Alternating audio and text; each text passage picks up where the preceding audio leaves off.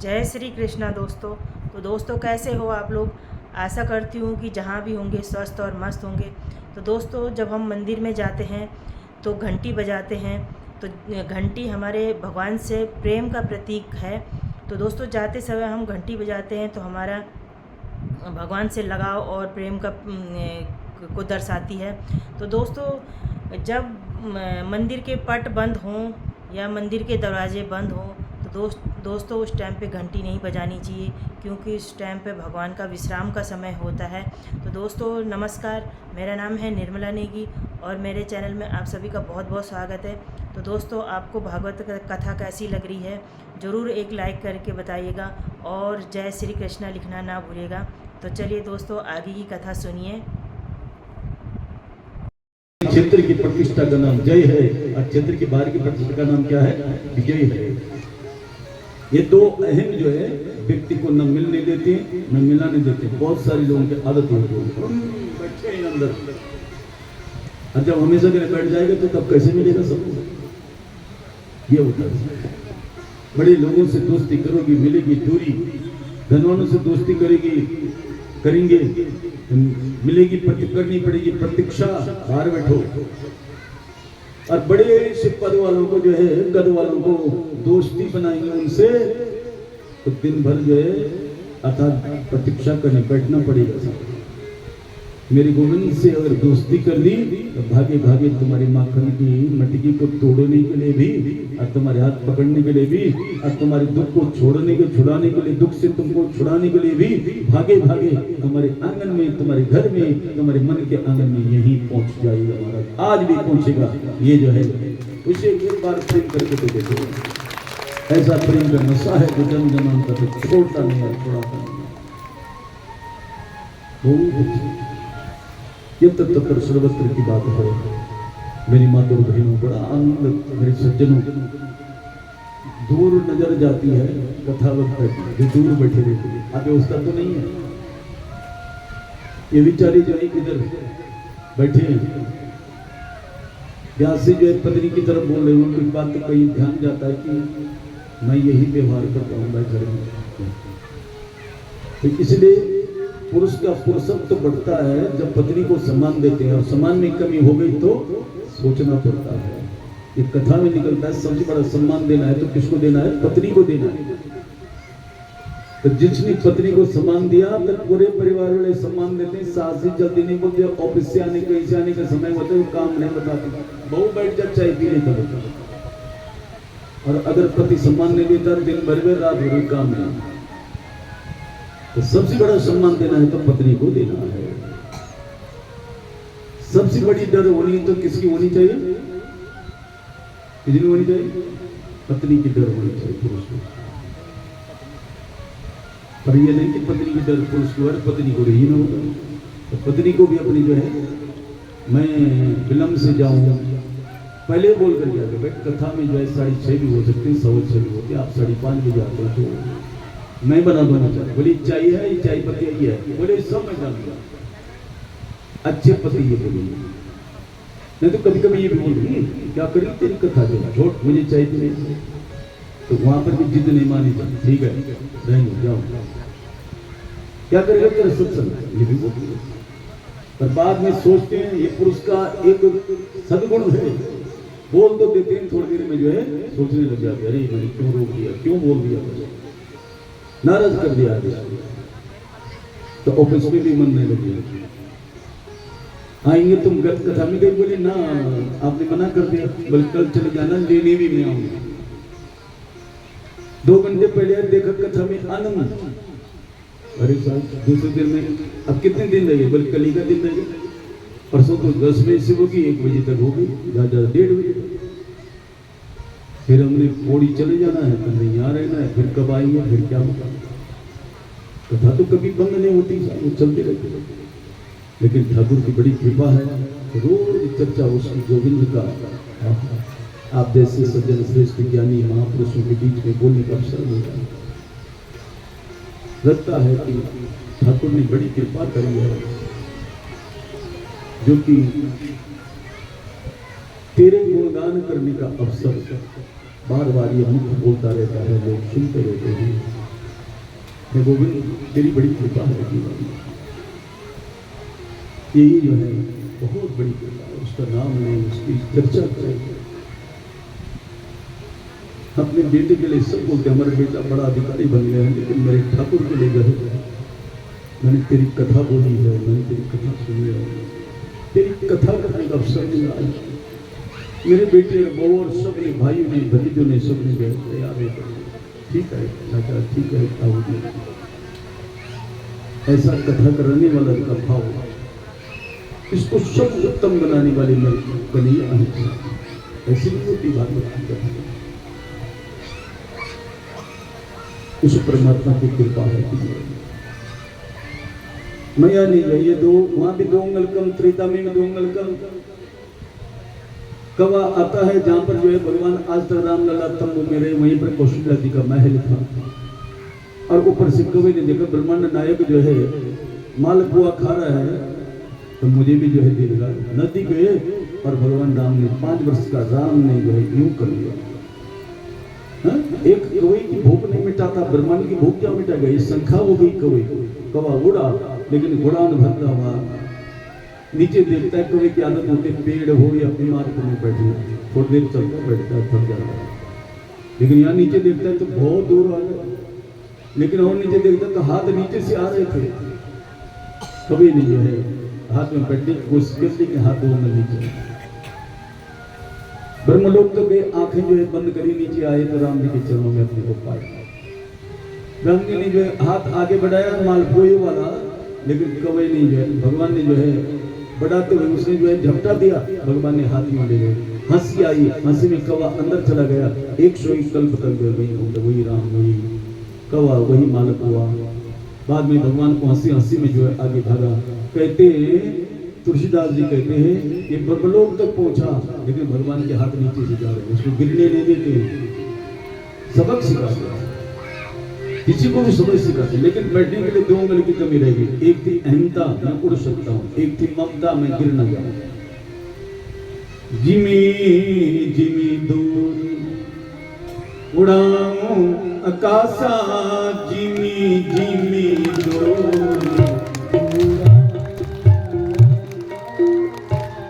कहाँ भुज हरि दे धमुनिज पासा, तहाँ भुज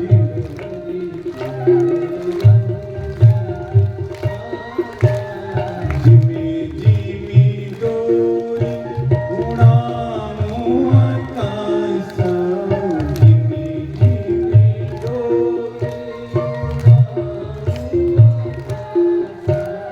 कहाँ भुज हरि दे धमुनिज पासा, तहाँ भुज हरि जिमी जिमी दूर उड़ाऊं आकाशा।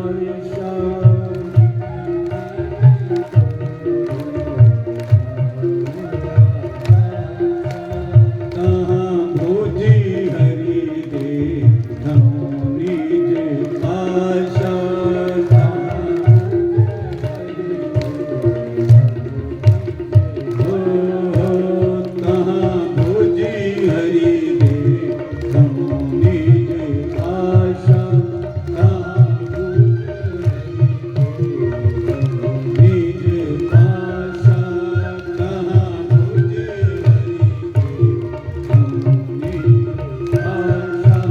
कहाँ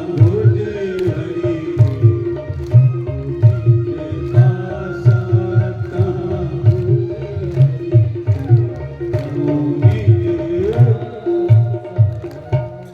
निज पास है जी भुजाई, बैठने लगे, हाथ नीचे आने लगा। ब्रह्मलोक तक चले, हाथ नीचे आने। अब जो है मुख से छूटे, उड़ान भरा, नीलगिरी पर करे, सारे पक्षी बुलाए। गरुड़ मुख के श्रोता के रूप में बोल रहे हैं कि आप हाथ में क्यों नहीं बैठे?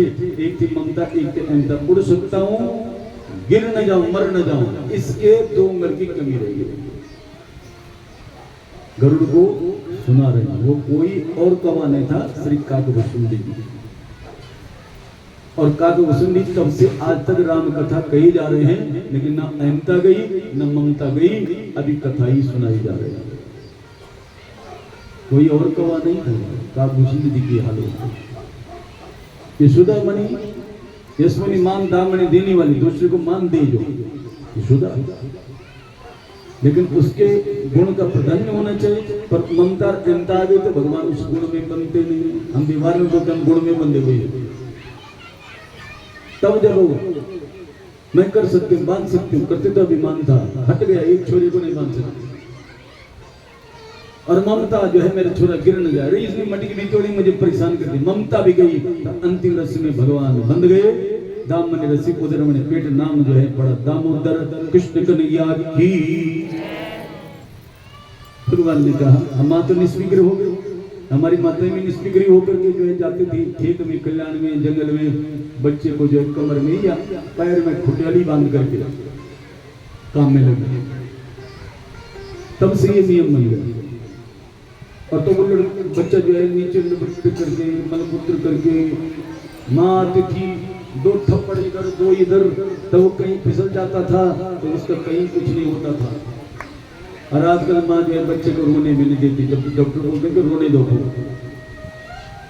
अब तब वो कहीं पर फिसलता है, बाबा हड्डी बस 3 महीने का प्लस इतना बच्चा करो यार अपने को बच्चे कन्हैया नहीं जो है उस समय पर उस उखल को लेकर के और कहाँ पहुंचे, रुद्रश्याम चलो भूता सुदृत धनता कैलाशो पवनी रम्य मंदाकिन्या मरुदगतो।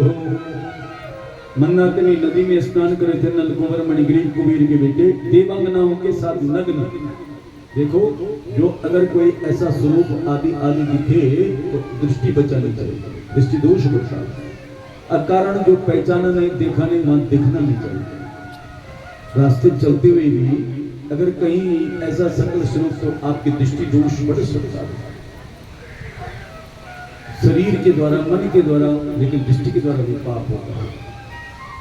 इसलिए जो उस दृष्टि को बचाया नारद जी, और बचा करके जो बड़े प्यार से नारद जी बोल कर उन्होंने कहा, हंसने लगे। एक तरफ अपराध करते हो नग्न नारे हो, और दूसरी तरफ मेरी हंसी उड़ा रहे हो, जाओ तुम जड़ बन जाओ, पेड़ बन जाओ। और दोनों के दोनों जो रोने लगे, बोले तुमको द्वापर युग में मैया उखल में बांधेंगे, तुम्हारा उद्धार तब करेंगे कन्हैया। आज वो यमन मन जुड़े हुए अर्जुन के पेड़, यमला अर्जुन उसके बीच से निकले, धड़ाम से पेड़ टूटे, ऐसा लगा ब्रज में भूचाल आ गया। ये क्या हो गया? बोले पीढ़ियों से खड़े पेड़ थे वो तोड़ दिए तेरे लाला ने।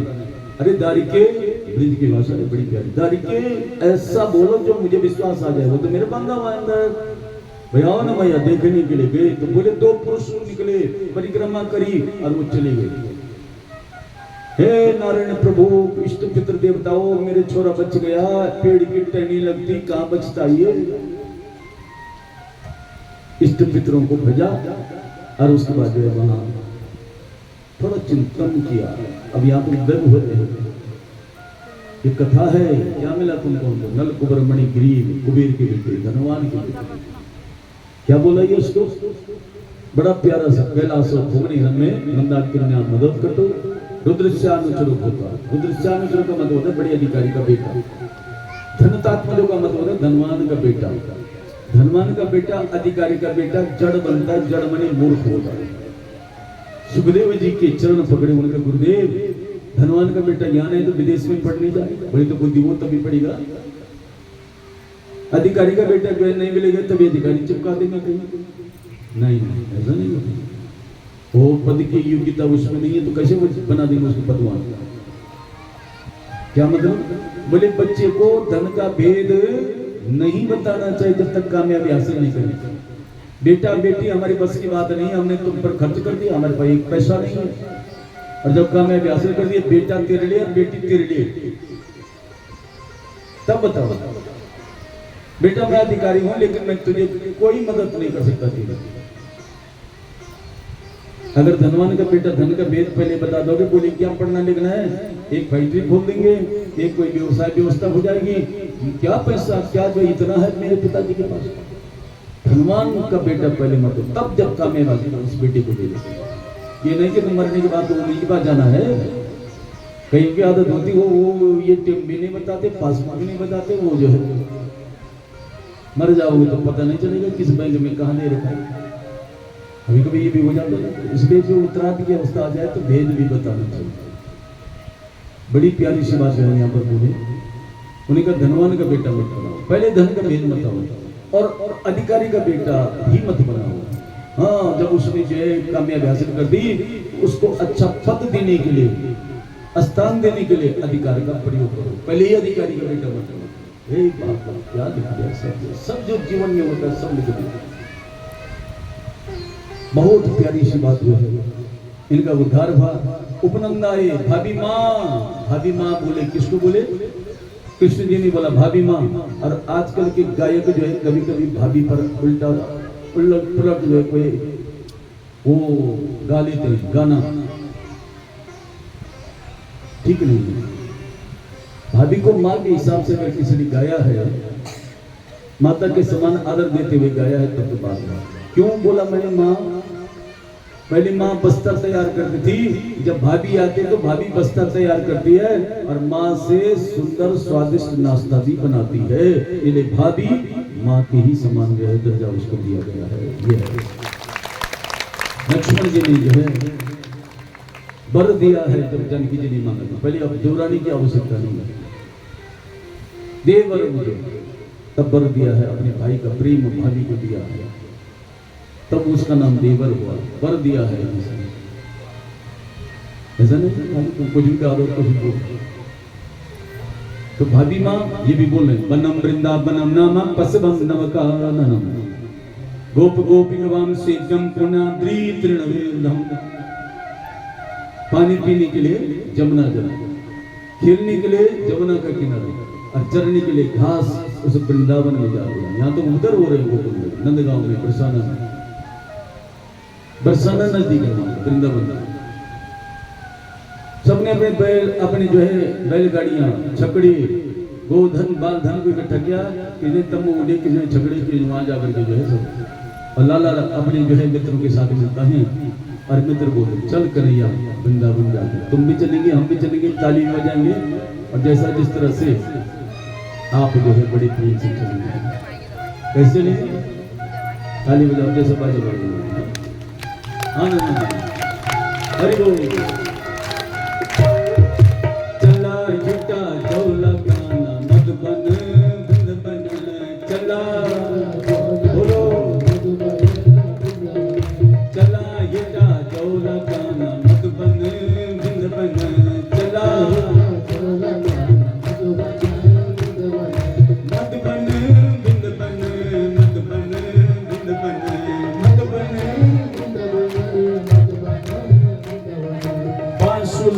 तक बजौला मधुबन वृंदावन,